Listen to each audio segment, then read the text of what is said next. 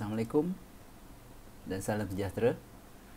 Hari ini saya nak kongsikan cara nak buat tapak serahan ERPH menggunakan aplikasi Google Classroom. Okay. So untuk buat tapak serahan ERPH ni, saya gunakan akaun admin sekolah lah. Alright. So saya pakai akaun admin. Kenapa saya guna akaun admin adalah akaun ni akan stay pada sekolah. Kalau kita pakai akaun cikgu akan berubah daripada satu sekolah ke sekolah lain. Tetapi kalau kita pakai akaun admin, so akaun ni tetap akan berada kat sekolah. Tak kisah siapa admin yang berubah. Okay. So yang anda semua lihat kat sini, saya dah buat kelas-kelas berpandukan seliaan.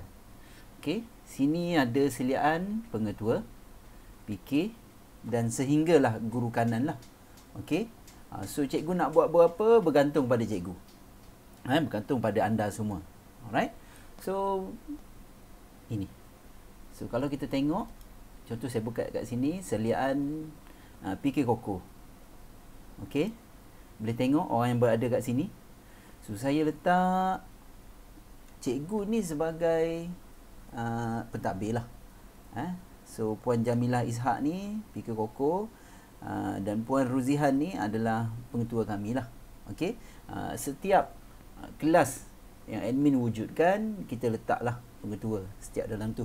Ini bergantung kepada pengetua lah. Kalau dia nak suruh letak, kita letak. Tak nak, tak ada. So student kat sini adalah para cikgu lah. Okey. So macam mana dia orang join? Senang je. Alright. Saya hanya invite. Kalau pada people tadi ni, saya hanya invite saja. Macam mana nak invite? Klik invite teacher. Saya dah ada nama. Jamilah. So saya add saja dia. Alright. Pada student ni, saya tak perlu add semua student ni. Mereka join dengan masukkan kod ni. Alright. Masukkan kod. Atau saya copy invite link. Saya bagi saja invite link pada diorang.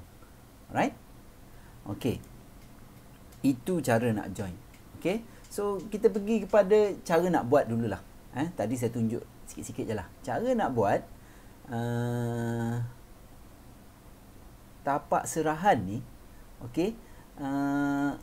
Kalau kita buka Google Classroom je. Google Classroom. Yang pertama kita kena klik create class. Okay. Katakanlah saya buat create class.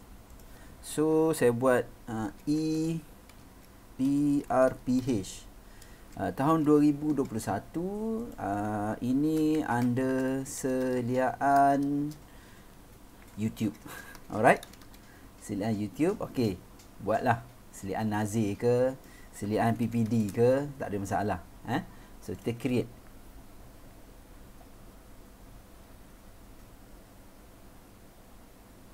Kita tunggu sekejap. Dia create ni. Okey, sekarang dia dah create. Kalau kita create, kita tengok dia ada stream, dia ada classwork, tak ada apa-apa lagi, people, grade. Okey. So classwork macam mana kita nak jadikan dia? Okey.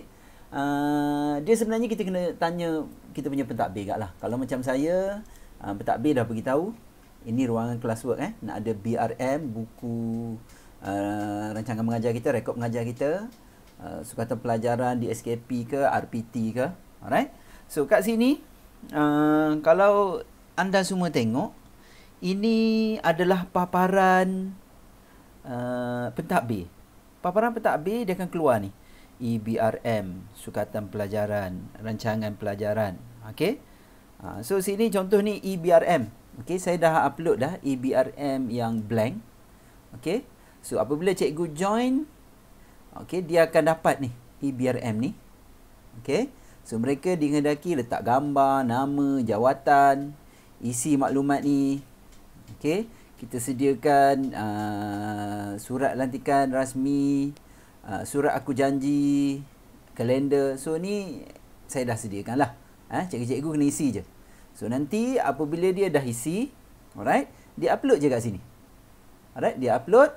Nanti akan keluar pada setiap tu. Nanti saya tunjuk yang mana kami dah buat ni tahun lepas ni. Okey, sini pun sama. Sukatan pelajaran. Alright, cikgu-cikgu Upload lah.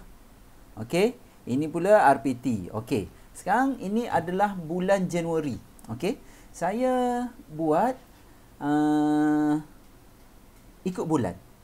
Kalau anda tengok sini ada Januari, Februari, Mac, April, Mei, Jun, Julai, Ogos. Ikut kita punya minggu. Okey. Contoh minggu 1, kita mula 20 bulan 1 hingga 22 bulan 1. So, ni masuk Januari. Ini pun masuk Januari. Macam mana nak tentukan dia masuk bulan mana? Kita tengok permulaan. Kalau dia mula pada Januari, kita masukkan dia Januari. Alright? Contoh saya tunjuk ada ke tak? Okey, contoh macam ni. Minggu 21. Daripada 28 hari bulan 6 sehingga 2 hari bulan 7. So, yang ni, minggu 21 ni saya masuk kepada bulan Jun. Kenapa? Sebab dia bermula pada bulan Jun. Okey? Itu saya buat sistem lah. Okey.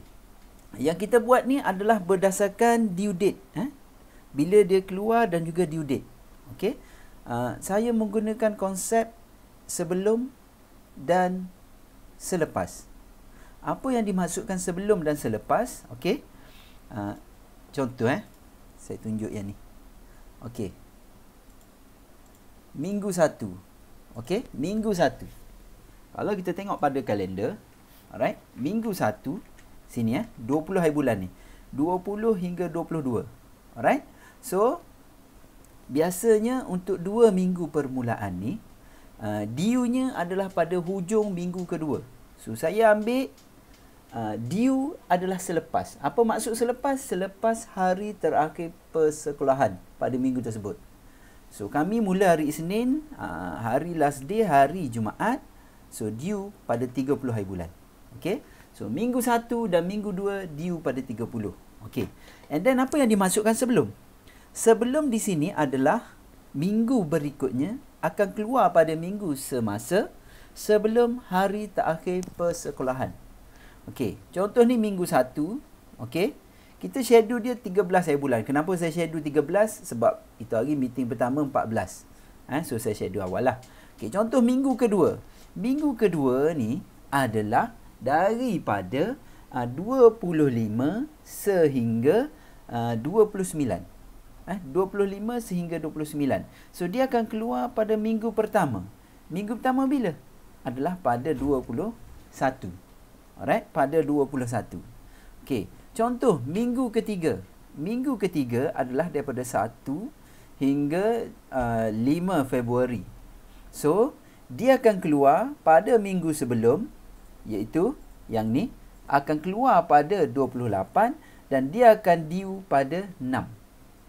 So, sini kita buat, dia akan keluar 28. Dia akan due pada 6 Februari. Okey, 6 Februari. Alright. So, kalau kita tengok kat sini, tengok minggu 1 due 30.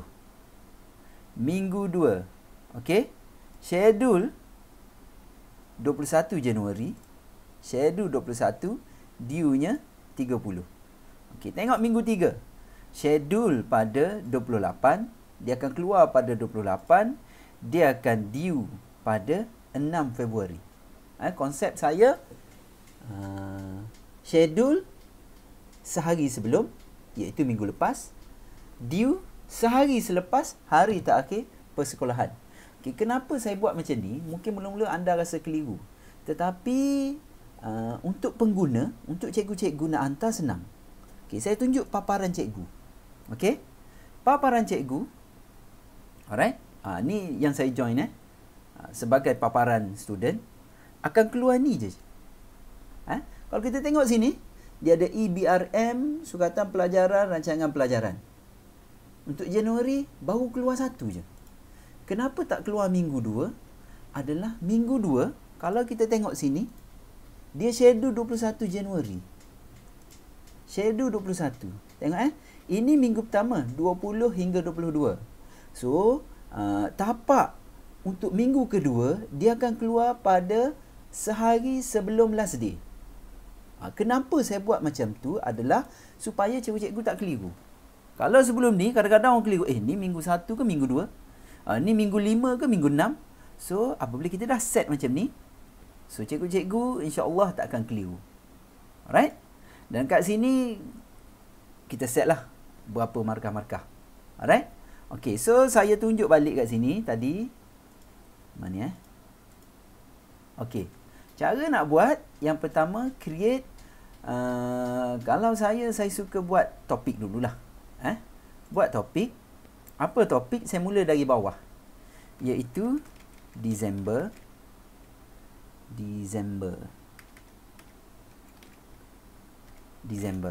Add. Akan keluar Disember. Kenapa saya mula dari bawah? Cikgu tengok Create topik seterusnya. November. Okay.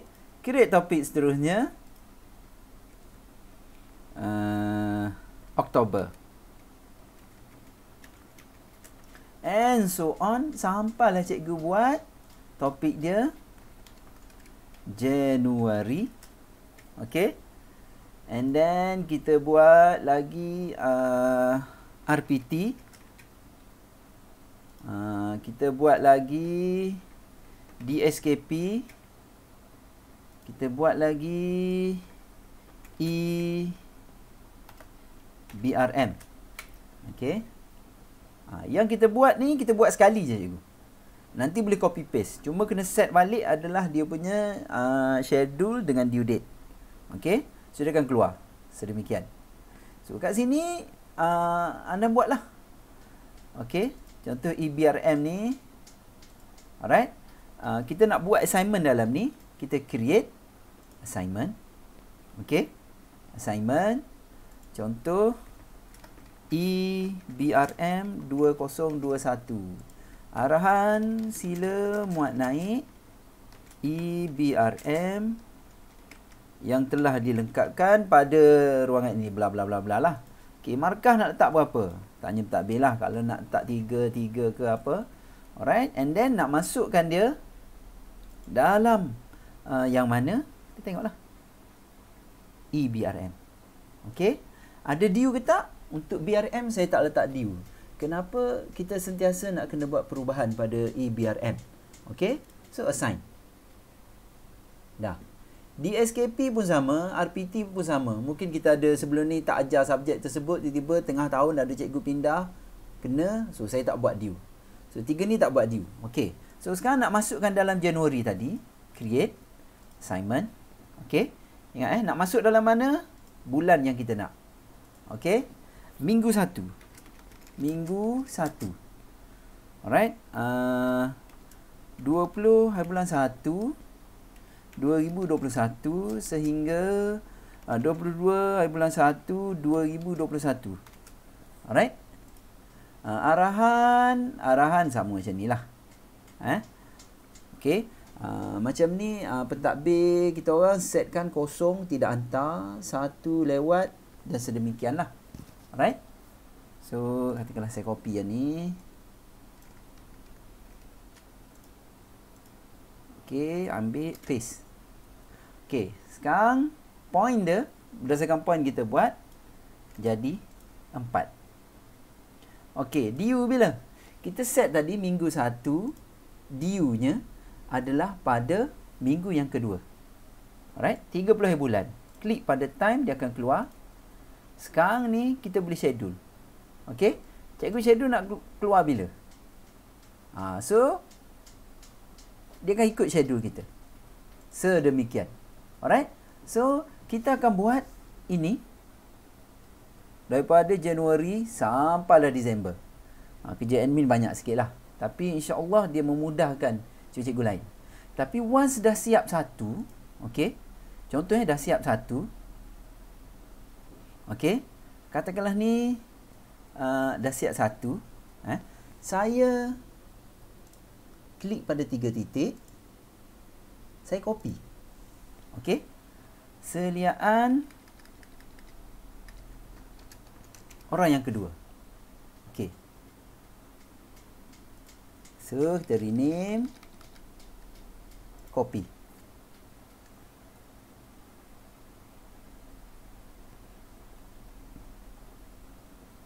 Okey, tunggu sekejap. Dia tengah copy ni.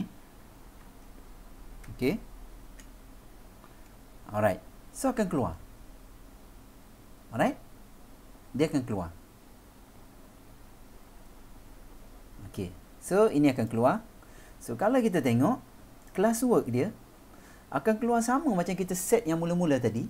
Topik, assignment, topik, assignment, sampailah semua sekali. Okey. So apa tugas admin adalah kita kena buat, kita kena edit balik ni. Sorry. Kita kena edit ni. Ni assign. Sebab ni tak ada due date. Itu assign. Yang ni untuk BRM. Sukatan pelajaran pun sama. Tu assign. Assign saja. Alright. RPT sama. Tak ada due date, terus assign. Okey, yang mana ada due date dengan schedule kita kena buat. Okey. So ni kena buat satu persatu ni. Contoh minggu 2 ni. 25 hingga 29 ni. So due-nya kita kena buat balik ni. Due 30, klik pada masa, akan keluar masa. Yang ni instead of assign, kita schedule. Schedule dia kena keluar bila? Ingat konsep sebelum selepas. Ini minggu pertama, ini minggu kedua. So schedule-nya adalah sehari sebelum last day, iaitu Khamis schedule. Alright? So dia akan keluar. So kena set ni. Dia makan masa sikit lah. Tapi saya buat ni dalam masa sehari je lah. Paling lama 2 hari boleh siap lah. Alright? So apabila benda ni dah siap, dia akan keluar macam ni. Okay? Ini paparan pentadbir. So dia akan keluar Januari, Februari. Okay? Pada pentadbir ni dia akan keluar dah bila schedule, apa benda semua. Konsep dia sehari sebelum, sehari selepas konsep dia. Akan keluar sampai Disember. Kalau pada paparan guru pula, dia akan keluar macam ni. Alright? Dia akan keluar macam ni. So ini yang akan keluar. Untuk tapak serahan ni, selagi belum sampai masanya, benda tu tak akan keluar. So cikgu-cikgu tak confuse. Alright? Okey. Itu cara buat. Okey. So apabila dah siap, okey, saya tunjuk yang tahun lepas. Ini. Minggu 48, 47, 46. Anda semua boleh tengok ni minggu kat atas ni. Okey. So pentadbir boleh tengok daripada awal tahun. Minggu 1, minggu 2, minggu 3, siapa hantar lewat, siapa tak hantar. So dia boleh tengok. Alright? Dia boleh tengok. Okey? Contoh yang ni kenapa jadi macam ni ada dia cuti ni. Okey? So dia sepatutnya sekiranya cikgu berkenaan cuti, okey? Cikgu berkenaan cuti, contoh yang ni. Start minggu 3 ada cikgu cuti.